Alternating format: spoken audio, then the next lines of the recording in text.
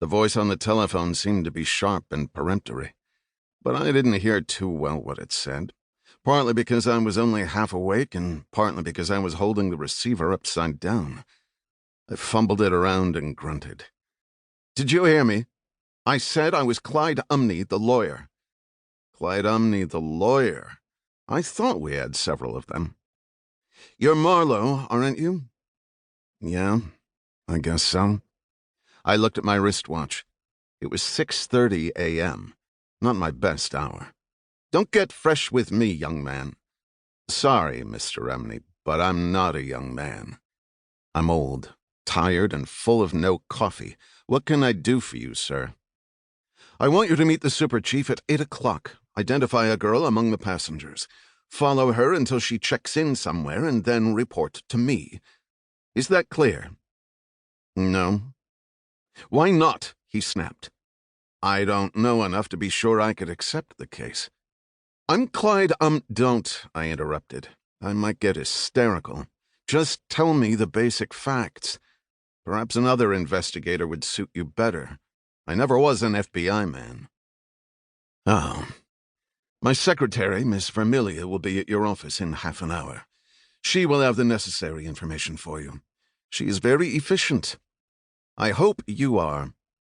"I'm more efficient when I've had breakfast. Have her come here, would you?" "Where is here?"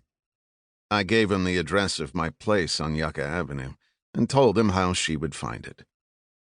"Very well," he said grudgingly. "But I want one thing very clear. The girl is not to know she is being followed. This is very important. I am acting for a very influential firm of Washington attorneys.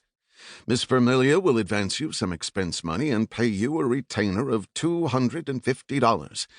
I expect a high degree of efficiency, and let's not waste time talking." "I'll do the best I can, Mr. Umney." He hung up.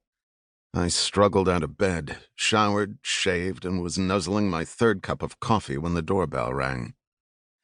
"I'm Miss Vermilia, Mr. Umney's secretary," she said in a rather chintzy voice. "Please come in." She was quite a doll. She wore a white belted raincoat, no hat, a well-cherished head of platinum hair, booties to match the raincoat, a folding plastic umbrella, a pair of blue-gray eyes that looked at me as if I had said a dirty word. I helped her off with her raincoat. She smelled very nice.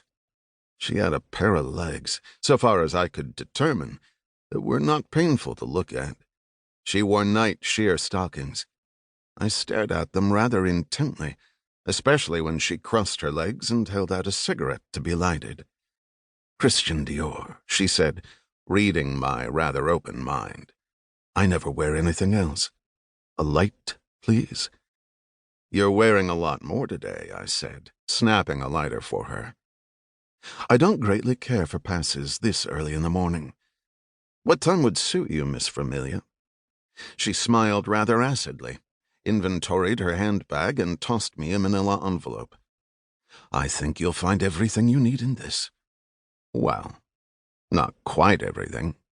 "Get on with it, you goof. I've heard all about you. Why do you think Mr. Umney chose you? He didn't. I did. And stop looking at my legs." I opened the envelope. It contained another sealed envelope and 2 checks made out to me. One for $250 was marked retainer as an advance against fees for professional services. The other was for $200 and was marked advance to Philip Marlowe for necessary expenses.